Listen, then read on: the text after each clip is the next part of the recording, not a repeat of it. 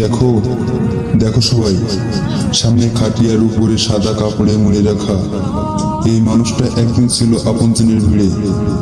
আসছে নিস্তব্ধ, বাড়ি ঘরে বৃষ্টির পানিতে ভিজছে তার কাপড়ের কাপড়।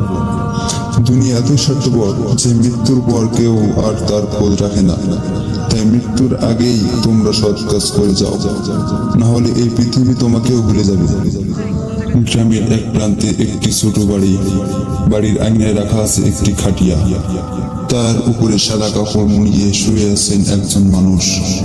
তিনি এই বাড়ির কর্তা ছিলেন।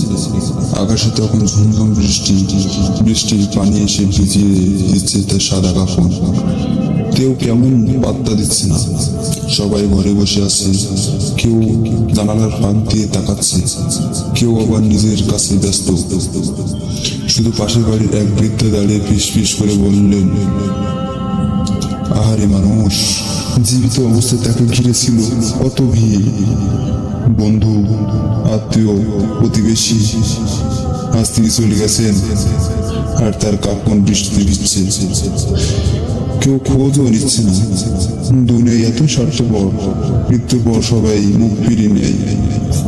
তারপর বৃদ্ধা চোখ তুলে আকাশের দিকে তাকিয়ে বললেন, হে মানুষ, তোমার কিসের এত অহংকার, যেখানে তুমি মরার পর কেউ তোমার খোঁজ রাখার প্রয়োজনও মনে করে না। তাই তোমরা দুনিয়ার উপর ভরসা করো না, মৃত্যুর আগে সৎ কাজ জমা করো।